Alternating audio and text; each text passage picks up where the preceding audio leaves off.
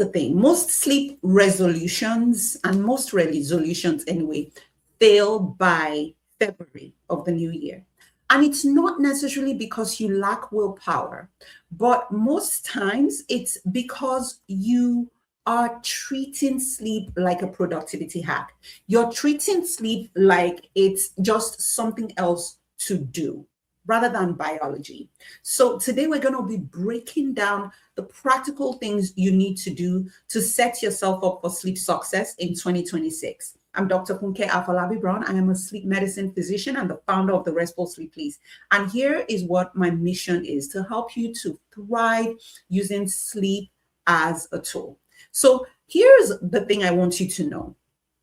Making sleep something that you do rather than a state that you're meant to be in is one of the things that jeopardizes your goals.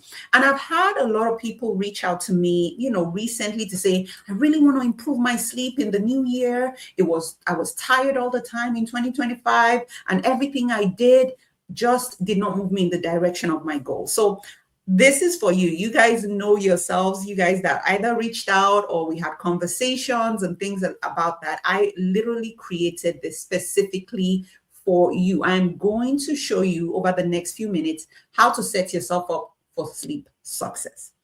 So let's get some facts right. A third, 1 in 3, right? A third, that's 33% or 35% actually. In some studies actually showing 40% of adults are chronically sleep deprived. Chronically, this is something that's been going on for a while. The other thing is you already know all the rules, right? You already know all the sleep hygiene tips. You know what the basics are. The room needs to be dark. You need to be consistent. You need to stop doom scrolling. You need to have your wind down routine. Here's the problem. Knowledge is not the problem, right? Because between Google and ChatGPT and social media, you are good. You are good in terms of knowledge. You are good in terms of the things you need to do. The issue is implementation. So today we're going to be talking about strategic framework, not just tips, because I could bombard you with 200 tips on sleep. But if we're not able to put things in a way that's sort of easy to digest, we're just going to be reinventing the wheel at the end of the year. So your goal itself, in terms of your sleep goals, may actually be too vague. And so let's even start there. This is something that I know people say, I just want to sleep better. What does that mean? Remember the way we set goals. Goals are meant to be smart. They're supposed to be specific, measurable, actionable, realistic, and time-bound. So even if we start with that, sleep better does not really help us figure out where you're headed. Sleep better if you're sleeping 4 hours and now you sleep 4.5 hours is a little bit better, right? Sleep better if you were tossing and turning and you got a new pillow, maybe a little bit better, right? But we have to be clear in terms of what our goals are. Make them measurable. And one of the beautiful things about sleep is it is super measurable. You either get 7 hours or 8 hours or 9 hours. You either wake up tired or wake up refreshed, right? So it is something that we can actually quantify very easily. And the biggest piece I would say to start off with is maybe your sleep time, right? So depending on where you are, maybe you've only been getting, like I said, 6 hours. You may decide, I want to now get 7 hours of continuous sleep. I want to get 7 hours of sleep, wake up in the morning refreshed, and have energy during the day. You see how that becomes a lot more specific. It becomes much clearer. It becomes more time bound.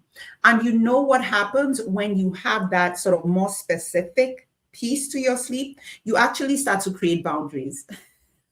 I talk about boundaries a lot. There it is, the B word. It is not bad, right? Boundaries are a way to set yourself up for sleep success in 2026, right?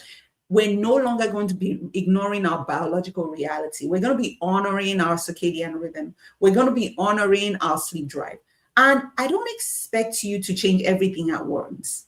I want you to start working on this one at a time. right? So let's start with the foundation. There are three things that I would say non-negotiable to do in 2026 to set yourself up for sleep success. Again, my goal here is to simplify so that you could take the next best step.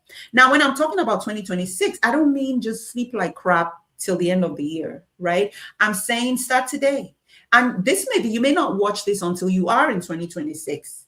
Start today, right? Let your new year or your new resolution start when you watch this. Like, and this is the beauty about sleep. You do it every single night.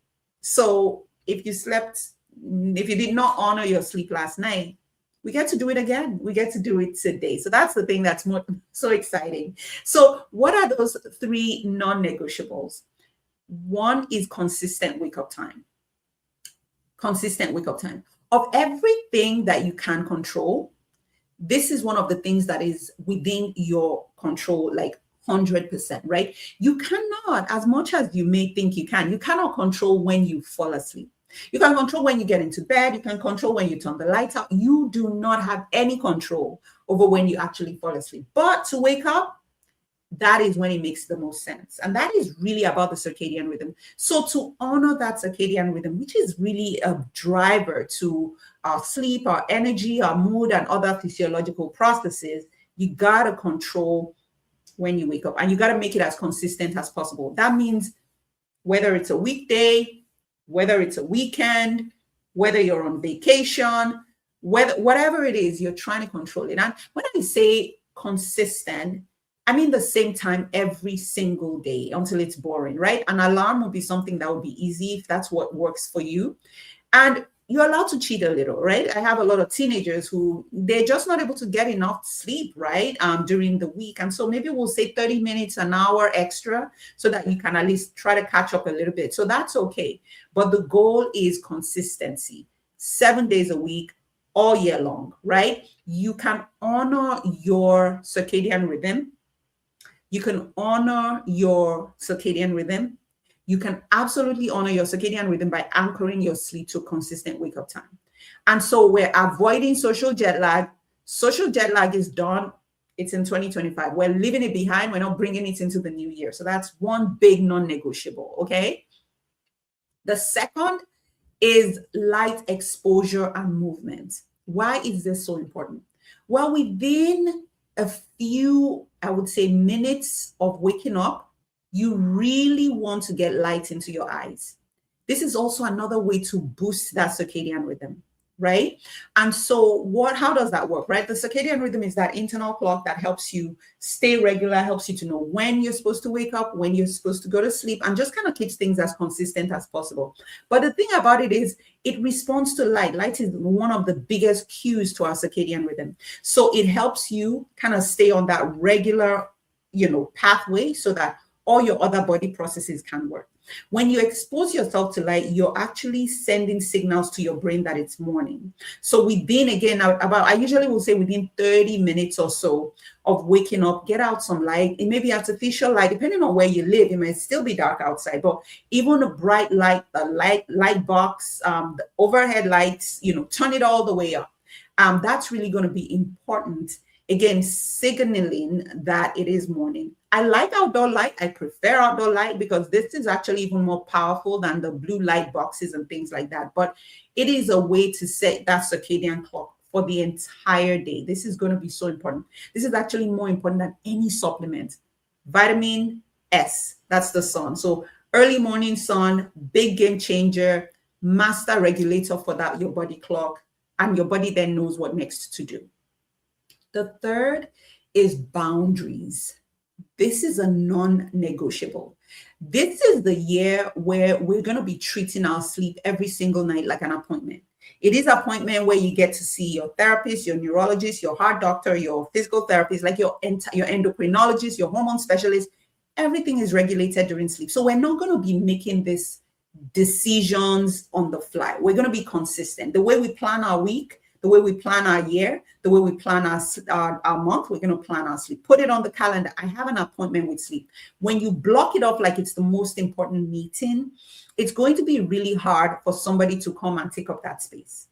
And if they do, then you're making that executive decision to say, well, my sleep doesn't matter. This particular issue, this particular situation matters more. And don't get me wrong, like, depending on what's going on, there might be family emergencies, things like that. So absolutely, you got to do what you got to do.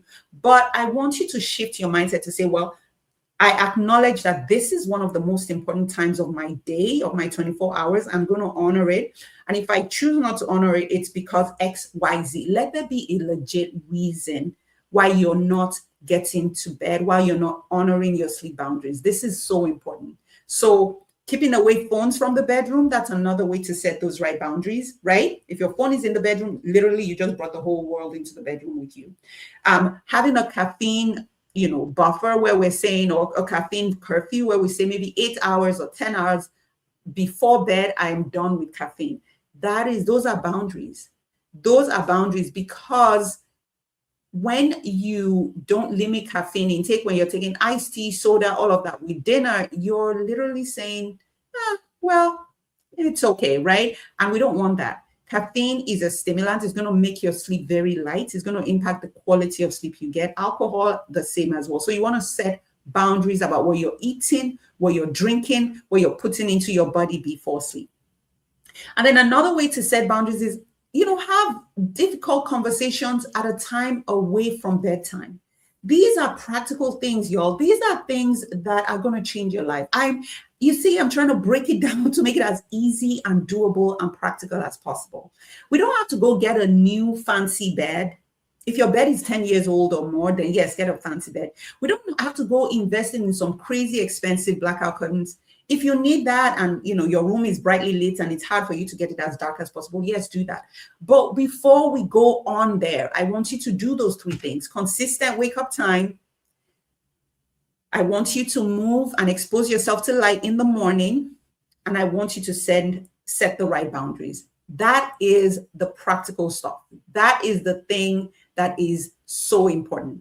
And so some other things that you want to make sure you're doing, again, environmental optimization, making sure your bedroom is cool, making sure your bedroom is dark.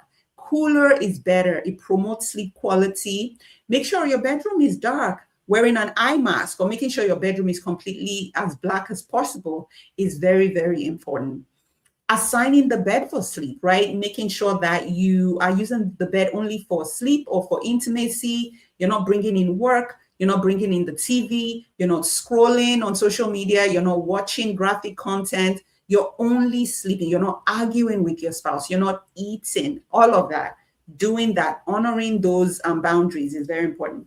Making sure that if your mattress sucks, change it, right? Fix that. That's something that we can do.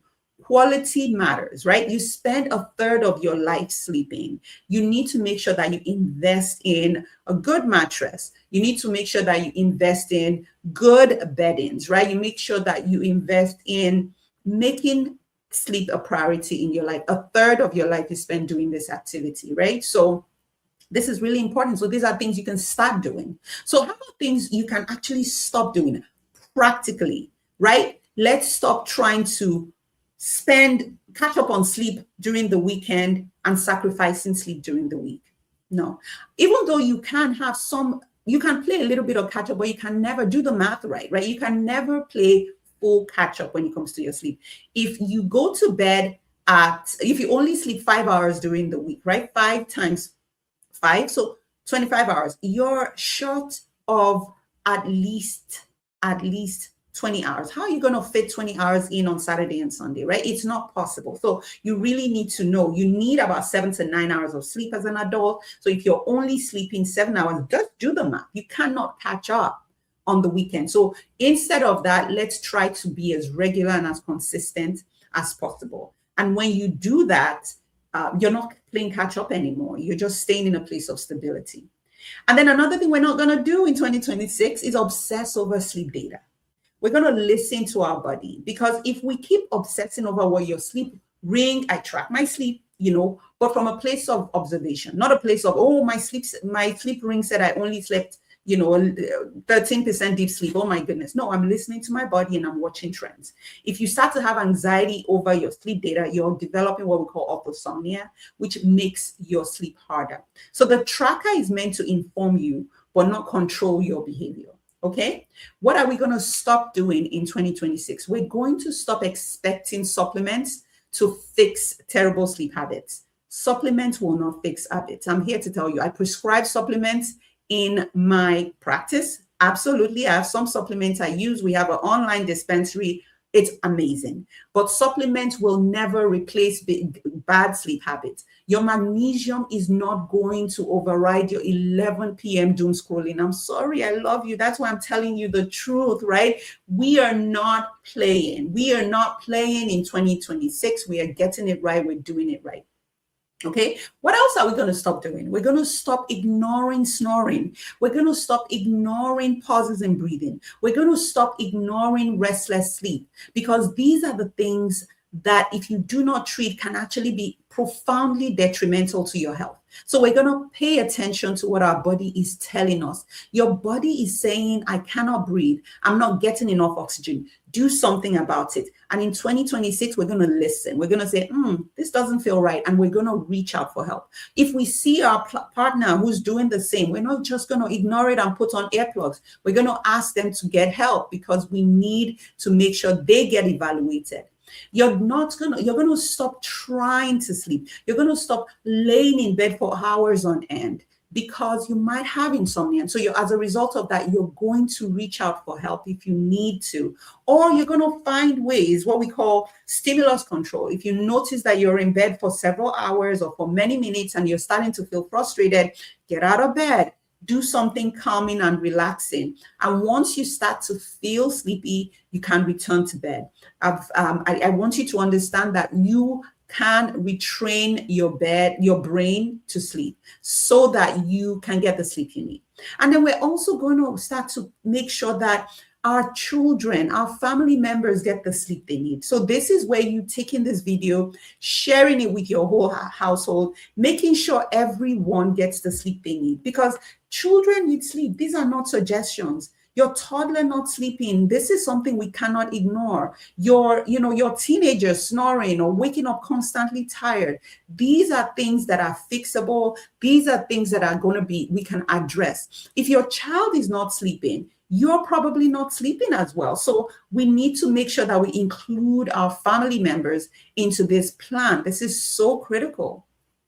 And then another thing we're going to not do, if you're a woman in perimenopause, we're going to not ignore. We're not going to keep ignoring our sleep concerns. So those hot flashes, those night disruptions, that snoring, waking up tired with moodiness and exhaustion, we are going to address it. We are going to go and ask for help. We are going to reach out to say, I am done trying to figure this stuff out using my DIY methods. The DIY methods are not helping. Okay. So these things, I tell you, are going to make big shifts in your sleep if you will pay attention to them, if you will implement them, and going to reach out for help. Again, if you're in a situation where you're snoring, you're having difficulty staying awake during the day or staying asleep at night, or you have a child who's not sleeping, you can ask for help. You might need a sleep study. You might need blood work done. You may need us to look at your sleep data so we can give you exactly the plan that can work for you. So this is something that I am saying, as you step into 2026, you're not going to ignore your sleep anymore. We're not going to set these vague goals about sleeping better. We're going to strategically plan to make sure that our sleep questions are attended to. Because imagine that you sleep well, you go to bed and you put your head on the pillow and you just drift straight into sleep and you stay asleep all night long and you wake up feeling like sunshine, right? So good. And you can go about your day. You're not irritable anymore. You're pleasant to be with. You're not wasting your life away, nodding off, drowsy, dragging. You're suddenly now having the energy to accomplish the goals that you set, right? If you can dream that, if you can imagine that, I'm here to tell you it is possible. So sleep success is not about perfection. It's about setting a goal that is clear and about figuring out what are the tools I need, about implementing those three non-negotiables, about saying these are the things I'm going to do, these are the things I am not going to do, and also about reaching out and saying, I need help. And that's really what we're here for at the Restful Sleep Place. We don't just throw, pixie dust in the air. We work with you. We sit and we brainstorm and we do testing to figure out what's going on to get to the root cause of your sleep issues. So it is time to just stop motivating yourself about things that are not realistic, but to actually settle down and do the work that you need to do. And that's what we want to be able to support you on that journey. So if you're out there, you're ready to embark on this journey and you need our help to help ensure that you are successful, give us a call. Call our office or go to our website, therestfulsleepplace.com. We'll be more than happy to answer your questions. We'll be more than happy to be on this journey with you. Remember, just pick one or two things to start. Okay, I don't want you to feel overwhelmed. And I want to hear about what you're doing. What are the decisions you're making? What are the commitments you're making in 2026 to make this your best year of rest? I am looking forward to cheering you on. Do not forget to share this video. I need your help. This is one. If you can do this, you're giving me a gift. You are giving me my gift for the year. Get the word out. Share this. I want you to subscribe to this channel. Share this with someone. Watch this with your family. Subscribe. Comment in the post. This is how YouTube says, this is great. Let's keep it going. I would really appreciate it. I would really, really appreciate it. This is Dr. Afolabi-Brown. And until next time, I hope you rest well.